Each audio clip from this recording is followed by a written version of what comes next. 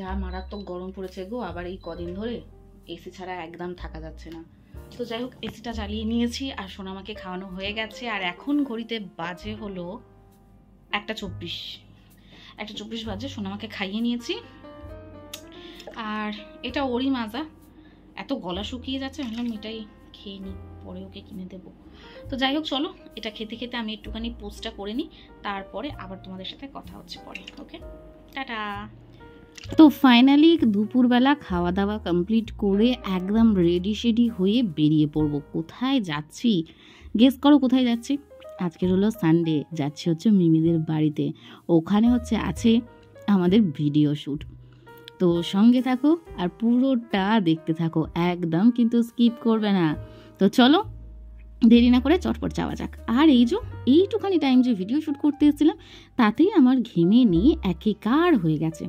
ভাবলাম রিং লাইটটা জ্বালাবো না, ছাদের এই জায়গাটাতে বেশ ভালো রোদ্দুর দিচ্ছিল। তো সেই জন্য এই রোদ্দুরে যেহেতু জানলা ফাল্লা সবই বন্ধ ছিল, তার মধ্যেও দর করে পুরো ঘেমে স্নান। তো যাই হোক, আর বেশি কথা বাড়াবো না। ওয়েট করছি অ্যাকচুয়ালি হচ্ছে রনির জন্য। রনি এখনও পর্যন্ত আসেনি, ওই জন্যই অ্যাকচুয়ালি দাঁড়িয়ে দাঁড়িয়ে কী করবো, তাই ভাবলাম ভিডিওটা একটু শ্যুট করে নিই, এটাই হচ্ছে মেন কারণ। তো চলো দেরি করবো না, চটপট যাওয়া যাক। আর চ্যানেলটার নাম এখন বলছি না, যখন আমরা পোস্ট করব ভিডিও তারপরেই আমি বলে দেবো, ঠিক আছে? তো এখন চলো যাওয়া যাক।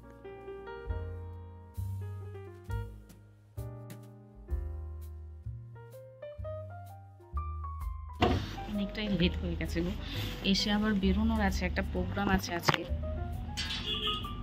তো সেখানেও যাবো। দেখি, চলো এসে গেছে।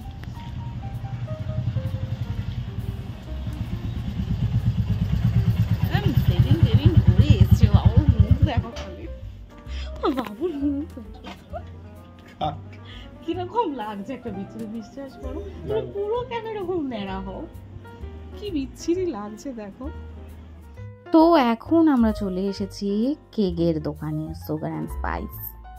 এখানটা থেকে কি কেক নেবো বুঝতে পারছিলাম না। তো এখানের এই কাকু কিন্তু আমাদের সাজেস্ট করলো যে এক কাজ করো, এইরকম নানা ধরনের কালারিং কেক নাও, অন্য অন্য ফ্লেভারের।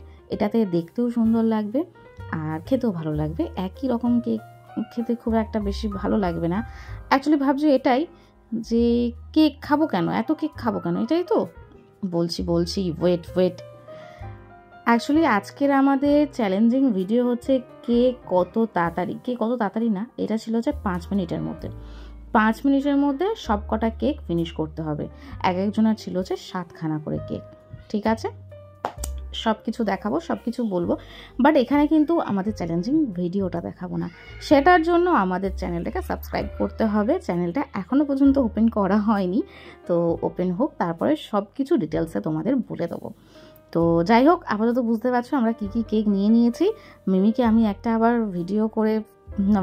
ফটো তুলে পাঠিয়েও দিলাম যে দেখ এই ফ্লেভারের নিয়েছি, এই কেক নিয়েছি। প্রথমে ভেবেছিলাম বড় দুজনে দুটো কেক নেবো, ওটা নিয়ে কে কত তাড়াতাড়ি ফিনিশ করতে পারে। তারপরে না, কাকু সাজেস্ট করলো না, একদমই না, তোমরা এটা করো। তো সেই জন্য এটাই নিয়ে নিয়েছি। বেশ ভালোই হলো। আমি তো ভাবছিলাম দুপুরবেলা কেকের দোকান খোলা পাবো কিনা, তো সত্যি খোলা পেয়ে গেছি, এটাই যথেষ্ট। তো কাকু ওদিকে প্যাকেট করছে, আর আমরা তো ভীষণ পরিমাণে এক্সাইটেড হয়ে আছি, মিমি আর আমি। আজকে এখনও পর্যন্ত রনি স্নান খাওয়া হয়নি, ওই যেহেতু সেভিং করতে গেছিলো, আমাকে ছেড়ে দিয়ে এসে তারপর স্নান খাওয়া করবে। তো ফাইনালি চলে এসেছি বৌদিদের বাড়িতে। তো ঘরে ঢুকে দেখছি 2জন মেম্বার ছিল, আরও 2জন মেম্বার বেড়ে গেছে। আর বাইরে যা গরম গো, সত্যি কথা বলতে দম পুরো বেরিয়ে যাচ্ছিল। মানে জাস্ট আমরা কেকটা নিয়েছি আর মিমিদের বাড়িতে এসেছি, জাস্ট এইটুখানি টাইমের মধ্যে পুরো অবস্থা খারাপ হয়ে গেছে আমাদের, এতটা পরিমাণ গরম। পাখিটাকে আমার ভালো লাগে, কিন্তু আমার ওই কুকুর আর বিড়ালটা না ভালো লাগে দেখতে, কিন্তু ঘরেতে ঠিক আমার পছন্দ হয় না। আমি জানি না কেন, আমার খুব ভয় লাগে, এটাই হচ্ছে কথা। আর এদিকে হচ্ছে এখনও পর্যন্ত ইনি মেকআপ করে যাচ্ছেন, এখনও কমপ্লিট হয়নি। তাই আমিও ভাবলাম দেরি না করে আমিও চটপট একটুখানি নেল পলিশ পরে নেওয়া যাক। আজকের আমার একটা নিমন্ত্রণ বাড়ি আছে, সেই কারণেই। তো বৌদিরা এখনও পর্যন্ত খেতে বসেনি, ওরা খাবে। আর তার আগে বৌদি বলে চলো বেলুন দুটো ফুলিয়ে দিই। এই যে বেলুনগুলো ফোলাচ্ছিল আমাদের ওই ভিডিও শ্যুটের জন্য। আর বৌদিরা খেতেও বসে গেছে। আর এখন আমাদের নেল পলিশ পরা কমপ্লিট হয়ে গেছে দুজনারই। তো এখন কিন্তু আমরা ভিডিও শ্যুটে বসবো। তারপরে অনেকক্ষণ পর, মানে প্রায় 2 ঘন্টা পর, এখন ঘড়িতে বাজে ওই সন্ধ্যে 5টা 5:30, তখন দেখলাম এই যে আমাদের শ্রী রানী চলে এসেছে ওর পাপার সাথে। আর আমরা এখানে সবাই বসে, মিমি ফ্রেশ হয়ে নিয়েছে, আমি এখনও ফ্রেশ হতে পারিনি যেহেতু বাড়িতে যাইনি, এই যে এনাকে একটু মাটন আর মুড়ি খাওয়াতে বসেছি, এখানে এসেই বসে গেছে খেতে। তো খাওয়ানো দাওয়ানো কমপ্লিট করে আমরা কিন্তু বেরিয়ে পড়েছি। আর দেখো মেয়ে আর বাপের কিন্তু জামাটা পুরো একরকম ম্যাচিং করে গেছে। তো আমরা সবাইকে টাটা বাই বাই বলে বেরিয়ে পড়লাম বাড়ির দিকে। বাড়িতে এসে আমার প্রথম কাজ ছিল মেকআপটাকে তোলা। কিছুই মেকআপ করে যায়নি, ওই সানস্ক্রিনটা অ্যাপ্লাই করেছিলাম আর চোখে লাইনার টাইনার পরেছিলাম, সেগুলোই ক্লিন করলাম, লিপস্টিক ছিল সেগুলোকে ক্লিন করলাম করে টোরে। আর হাতে একদম যেহেতু সময় ছিল না, ওই জুডিওর একটা সিট মাস্ক ছিল, ওটাকে ভাবলাম অ্যাপ্লাই করে নিই। ওটা ওই 10 মিনিটের মতন রাখলেই যথেষ্ট, বাট ওই গোছানো টোছানো করতে করতে আমার হয়ে যাবে 10-15 মিনিট, সেজন্য আমি ওটাকেই অ্যাপ্লাই করে নিয়েছিলাম। এখন সময় ছিল না অন্য কোনো ফেস প্যাক দিয়ে শুকিয়ে মুখ ধুয়ে, অত সময় ছিল না গো। তো আমাকে কাজও করতে হবে আর তার মধ্যে নিজের রূপচর্চাটাও করতে হবে, সেজন্য আমি এটাই অ্যাপ্লাই করলাম চটপট করে। তো এটা আমি মুখে লাগিয়ে নিয়েছি, এবারে আমি সব কিছু কাজ করতে পারবো। তার আগে সোনামা আমাকে বললো একটু ভয় দেখাও না মাম্মাম, তাই ওকে একটু ভয় দেখিয়ে নিলাম।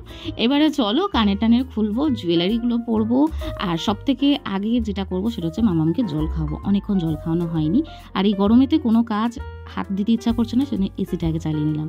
আর এতক্ষণ পর জানা গেছে যে এই চুড়িদারটা আমাকে কে অর্ডার করে সারপ্রাইজ দিয়েছে, সেটা হচ্ছে আমার পতিদেব। অনেক অনেক ধন্যবাদ পতিদেবকে। আর সত্যি অনেক পছন্দ হয়েছে আমার চুড়িদারটা, আর ও যে এই ধরনের ড্রেস পরতে দেবে আমাকে, সেটাই আমি অবাক হয়ে গেছি আর সত্যি সারপ্রাইজড হয়ে গেছি। তো যাই হোক, খুবই পছন্দ হয়েছে, সেজন্য রেখে দিলাম। ওটা একটু ফিটিংস করতে হবে। মায়ের কাছ থেকে ওই বাড়ি থেকে আমি 2টো শাড়ি এনেছিলাম, কোনটা পরবো এখনও পর্যন্ত ডিসিশন নিতে পারিনি, ওখানেই রাখা আছে। আর যেই জুয়েলারিগুলো আমি পরে যাব সেগুলো চলো চটপট করে পরে নেওয়া যাক। আংটি দুটোই পরবো, আর শাখা পলা হাতে বালাটা পরবো। গলায় গরমেতে ভাবছি কিছু পরবো না, বের করেছি 2খানা, কিন্তু কিছুই বুঝতে পারছি না কি করব। তো এদিকে মোটামুটি আমার সব কাজ কমপ্লিট হয়ে গেছে, মুখ ফুক পরিষ্কারও হয়ে গেছে, মামামের ড্রেস ওদিকে বের করে রেখেছি, আর আমিও শুধু শাড়ি পরে রেডি হয়ে আসবো। চলো, তো ফাইনালি আমি রেডি হয়ে গেছি। ভেবেছিলাম শাড়িটা পরে তোমাদের সামনে এসে রেডি হব, কিন্তু এতটাই লেট হয়ে গেছে, সেজন্যে একেবারে রেডি হয়েই সামনে এলাম। আর আমার রেডি হওয়া মানে সেরকম কিছুই না, তোমরা জানো খুব একটা মেকআপ শেকআপ আমি পারি না করতে, আর করিও না চট জলদির জন্য। আর গরম যা পড়েছে, মেকআপ করলে গলে গলে পড়বে, সেজন্য আর করলাম না। তো চলো, সবাই নেমে গেছে, আমার জন্য ওয়েট করছে, আমি চলে এসেছি গাড়ির সামনে। এই যে গাড়িও চলে এসেছে। তো রনি, আমি, মা, বাবা আর শ্রী যাচ্ছে, ছোটু যাবে না। তো চলো যাওয়া যাক। আর একটা জিনিস কি তোমরা খেয়াল করেছো, সোনামার হাতটা ভালো করে দেখো, পুরো আমার লিপস্টিক চারিদিকে জাবড়েছে, আমার মুখেও পুরো ভর্তি করে দিয়েছে। জানো কি যে অবস্থা হয়েছিল, গাড়ির মধ্যে আমি ঠিক করছিলাম, আর এমনকি আমি লিপস্টিক আনিও নি যে পরবো পরে। তো এত লোক আছে গাড়ির মধ্যে, ওর পাপা আছে, ওর ঠাম্মি আছে, ওর দাদান আছে, কারোর কাছে যাচ্ছে না, আমার কাছেই বসবে, এত দুষ্টুমি করছে। তো যাই হোক চলো, দেখো আমার অবস্থাটা দেখো, আমি জানি না অন্ধকারে তোমরা দেখতে পাচ্ছ কিনা। আর আমরা যেহেতু পুরো নতুন একটা জায়গায় যাচ্ছি, আমরা কেউই চিনি না ওনার অ্যাড্রেস। তো আমাকে ফেসবুকে আমাকে শুধু একটা ছবি পাঠিয়েছিল ওনাদের যে ঠিকানাটা, তো সেই হিসাবে আমরা যাচ্ছি। তো এখানে প্রচুর অনুষ্ঠান হচ্ছে, আজকের মুখে ভাত আছে, অনেক জায়গাতেই দেখছি বেলুন টেলুন দিয়ে সাজানো জন্মদিন বাড়ি টাড়ি আছে মনে হয়। তো ওদের লোকেশন এখনও আমরা খুঁজে পাইনি, খোঁজার চেষ্টা করছি। চলো, তো অনেকটা খোঁজাখুঁজি করার পরে ফাইনালি এসে পৌঁছালাম। এই পুচকেটার হচ্ছে মুখে ভাত। তো এটা হচ্ছে গিয়ে কাকিমা হবে, হ্যাঁ কাকিমা। তো এই হচ্ছে কাকিমার ছেলে। মুখে ভাত অনুষ্ঠান শুরু হয়ে গেছে, মানে সকালে হয়েছে, আর আমাদের তো রাত্রে খাওয়া দাওয়ার ইনভাইট ছিল সবাই। আমরা এখন এটা ছিল যে চিলি ফিশ ছিল, হ্যাঁ চিলি ফিশ ছিল, চিকেনের আইটেম কোনো কিছুই করেনি খাবারেতেও। পনির পকোড়া ছিল আর চিলি ফিশ ছিল, আর এখানে ছিল আমপান্না। তো সেসবই একটুখানি খেয়ে দিয়ে আমরা চটপট করে খেতে চলে গিয়েছিলাম, টেবিলে বসে পড়েছিলাম গো, একদম দেরি করিনি, পুরো ঘেমে স্নান হয়ে যাচ্ছিলাম, ওখানে দাঁড়ানোর মতন অবস্থা ছিল না। আর আমরা বাইরে দাঁড়িয়েছিলাম। বাচ্চাটার নাম হচ্ছে সোমরাজ, বেশ সুন্দর নামটা, তাই না? তো আমরা কিন্তু খাওয়া দাওয়া কমপ্লিট করে বেরিয়ে পড়েছিলাম, একটুও দেরি করিনি। ভীষণ গরম পড়েছিল আর ভীষণ কষ্ট হচ্ছিল খাওয়া দাওয়ার পরে, সেজন্য চটপট বেরিয়ে পড়েছি, দেরি আর করিনি। আর রনিরও একটু কাজ ছিল, সেজন্য তাড়া ছিল। আর কোথায় দাঁড়িয়েছি সেটা নিশ্চয়ই দেখে বুঝতে পারছো, হ্যাঁ ঠিকই ধরেছো, টালিগঞ্জের সামনে, যেখানে হচ্ছে ওই আমাদের সিরিয়াল সিনেমা স্টুডিওটা আছে, ঠিক তার অপোজিটে যে উত্তম কুমারের স্ট্যাচুটা আছে, ঠিক ওইখানে দাঁড়িয়েছিলাম। তো যাই হোক চলো, বাড়ির দিকে এবার চটপট গিয়ে না মাম্মামকে একটু শোয়াতে হবে। মাম্মামেরও খুব কষ্ট হচ্ছে, ও কেমন একটা করছে জানো গরমের জন্য।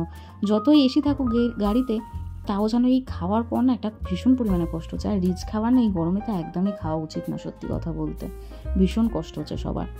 অনেকক্ষণ থেকে মাম্মাম বলছিল আমার গা কেমন হচ্ছে, বমি হবে হবে, সেটা আমরা শুনিনি। আসলে এসেই গেছিলাম বাড়ির সামনে, একদম গাড়িটা দাঁড়িয়েছে আর ও জানলা দিয়ে মুখ বের করে বমি করে দিয়েছে গো।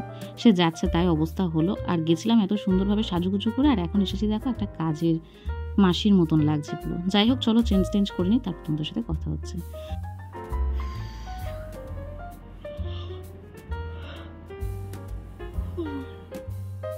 তো ফাইনালি চেঞ্জ করে চলে এসেছি, আর শরীরটা এতটাই টায়ার্ড যে কথা বলার মতন অবস্থাতে আমি নেই, সত্যি চোখ মুখ দেখে নিশ্চয়ই তোমরা বুঝতে পারছো।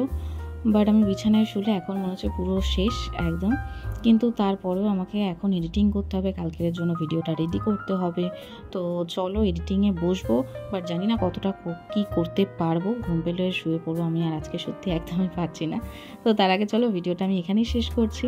ভালো লাগলে কী করতে হবে সেটা তো তোমরা অবশ্যই জানো, তাও আরেকবার বলে দিচ্ছি, লাইক কমেন্ট শেয়ার করে দিও।